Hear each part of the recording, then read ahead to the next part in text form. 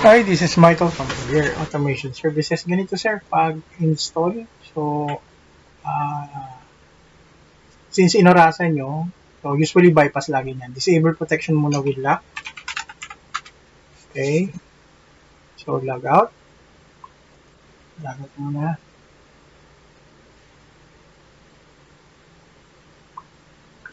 Okay, next. So, admin login. Ito po yung admin login nyo. So, bypass nyo lang. Okay, bypass login. Alas lang pinilitan nyo. Okay. Tapos, sunod ay right, dito sa baba, sa taskbar, right click, task manager, startup. Itong DWM, disable, services, disable, startup sentro, disable.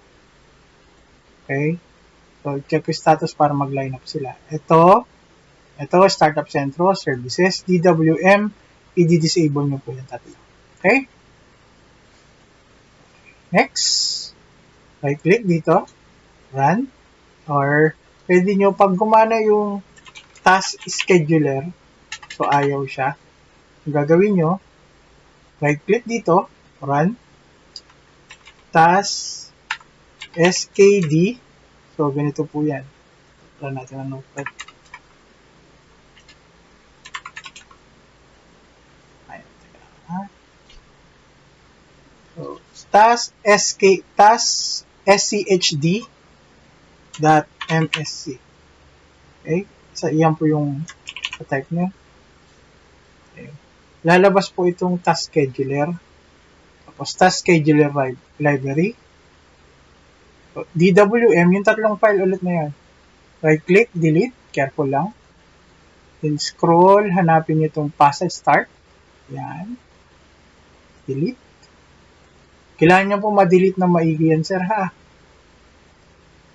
Delete. Okay. So, double check nyo. Okay? So, wala na yun. Okay. Next, click security test para mag-exit yung app. Then, pasok kayo dito. Ito na yung installation proper.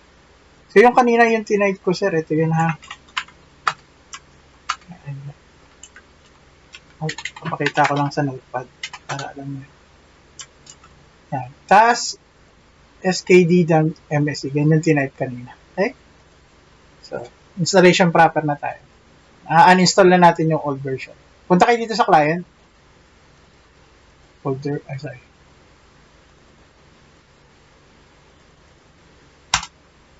Ayan. Ayan. Okay. Next is right click, run as admin. So, ang password niyan ay ito. Okay. Yan ang password niya. Okay. Extract. Tap si baliktad sa address. Okay. It will ask to replace yes to all lang. At isa ko lang. Okay. Tapos ito, itong services na to, right click, copy, local C, punta kayo sa program files, password version 14, paste, replace. Okay, next, dito sa search, type nyo GUI.exe, so lalabas yan, so, right click, okay, run as admin, so mag-i-install siya ulit. Okay, then start install.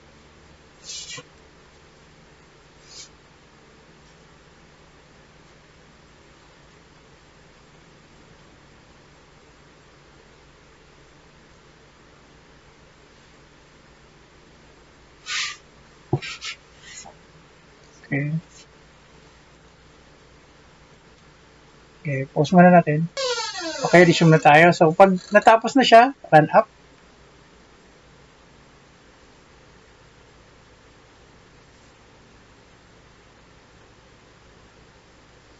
Okay. So, admin bypass nyo ulit para kumagat yung para ma-refresh yung wallpaper.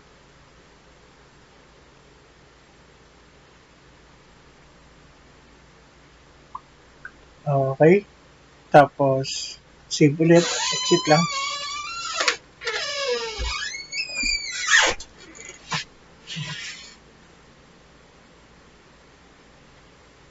Yan. Yan. Okay na yan.